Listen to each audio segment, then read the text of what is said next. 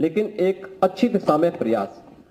और ये तब जब हम लोग कोरोना कालखंड से उभरे हैं, यानी जैसे परीक्षाएं शुरू हुई तो एक बार फिर से लगा कि लगता है कोरोना की 4th वेव आ जाएगी। कुछ मामले देखने को मिले थे, लेकिन उस दौरान पूरी सतर्कता के साथ फिर वहां पर इस कार्यक्रम को आगे बढ़ाया गया। उसी दौरान उत्तर प्रदेश में नगरीय निकाय के चुनाव भी शुरू हो गए थे। लेकिन इन सभी कार्यक्रमों के बीच इतने बड़े बोर्ड ने अपनी परीक्षाओं को सकुशल और समय पर संपन्न किया है। एक अच्छा प्रयास हुआ है और मुझे लगता है कि जहां आपने इस प्रयास को आगे बढ़ाया है वही हमारा प्रयास होना चाहिए, अब क्वालिटी पे ध्यान देना। आप याद करिए 2017 में जब सरकार आई थी तब भी हम लोगों ने कहा था कि नकल हम तब रोक पाएंगे जब आपके पास पर्याप्त मात्रा में शिक्षक हो।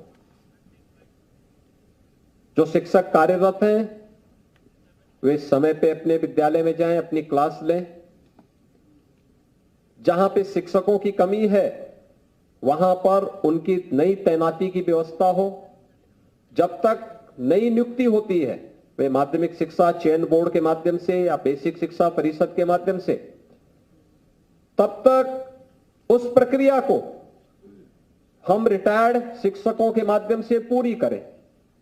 उन्हें एक निश्चित मानदेय देकर के उनसे इस पूरी प्रक्रिया को आगे बढ़ाएं और कम से कम साइंस, मैथ्स, इंग्लिश इनसे जुड़े हुए शिक्षक अनिवार्य रूप से हो। वो फिजिक्स का हो, केमिस्ट्री का हो, बायोलॉजी का हो, मैथ्स का हो या इंग्लिश का हो, शिक्षक अनिवार्य हो और इसके लिए निश्चित मानदेय तय किया गया। और मुझे प्रसन्नता है कि इस दौरान माध्यमिक शिक्षा और बेसिक शिक्षा ने 1,62,000 से अधिक शिक्षकों की पारदर्शी तरीके से चयन की प्रक्रिया पूरी करके उन्हें नियुक्ति पत्र भी दिया। यानी इतने शिक्षकों की सरकारी नियुक्ति कहीं देश भर में नहीं हुई होगी जितना हम लोगों ने पिछले 6 वर्ष के अंदर संपन्न किया है। और यह प्रक्रिया निरंतर अभी भी चल रही है। और अभी भी हमने इस बात को कहा है, जैसे संस्कृत के ही विद्यालय हैं, जो संस्कृत बोर्ड है, माध्यमिक शिक्षा का संस्कृत बोर्ड, उसमें भी हमने इस बात को कहा है कि नई नियुक्ति होने तक मानदेय के शिक्षकों को न हटाया जाए। वहां पठन पाठन का एक माहौल बनना चाहिए। इस दौरान शिक्षा विभाग में व्यापक परिवर्तन करने के प्रयास भी हुए। ऑपरेशन कायाकल्प में से एक उदाहरण है। और मैं कहूंगा जैसे बेसिक शिक्षा परिषद ने ऑपरेशन कायाकल्प के माध्यम से 1,33,000 विद्यालयों को बहुत अच्छा विद्यालय बनाया है। आज से 6 वर्ष पहले अगर आप उन विद्यालयों में गए होते तो आपको बेसिक शिक्षा परिषद के वे विद्यालय ऐसे लगते जैसे कोई खंडर है। बेतरतीब थे, काई जमी हुई थी, बड़े बड़े पेड़ उगे हुए थे, अस्त व्यस्त माहौल था। अंदर पेड़, अंदर भी झाड़ियां बहुत सारी जगह उगी हुई दिखती थी।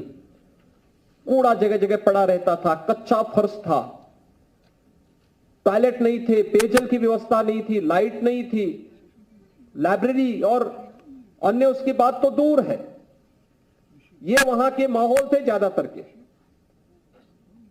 लेकिन जन सहभागिता के माध्यम से सरकार ने जब आह्वान किया, परिणाम हुआ 1,33,000 विद्यालय ऑपरेशन कायाकल्प के माध्यम से अच्छी फ्लोरिंग हो गई, फर्नीचर हो गया, बालक बालिकाओं के लिए टॉयलेट हो गए, पेयजल की व्यवस्था हो गई, स्मार्ट क्लास आ गई, वहां पे लैब बन गई, उनकी लाइब्रेरी बन गई। बहुत सारे विद्यालयों में मुझे जाने का अवसर प्राप्त हुआ। आज बच्चे आते हैं, देखते हैं, उनके मन में एक ललक होती है स्मार्ट क्लास के साथ जुड़ने की। उनके मन में एक ललक होती है अपनी डिजिटल लाइब्रेरी को देखने की। उनके मन में एक ललक होती है कि लाइब्रेरी में हम भी अपने पाठ्यक्रम के इतर कुछ नई पुस्तकों को देख सकें। और ये एक नई ललक मुझे वहां पे उन बच्चों के साथ जब संवाद बनाने का अवसर प्राप्त हुआ ये भी हमने वहां पर देखा और बहुत अच्छे परिणाम उसके सामने आए हैं। आज ये चीजें भी हम लोग वहां पर देख चुके हैं और मुझे बहुत अच्छा लगा कि जैसे बेसिक शिक्षा परिषद के 1,33,000 विद्यालय जन सहभागिता के माध्यम से और CSR निधि से उनका कायाकल्प हो सकता है, ऐसे ही माध्यमिक शिक्षा परिषद चाहेगा तो माध्यमिक शिक्षा विभाग चाहेगा तो माध्यमिक शिक्षा से जुड़े भी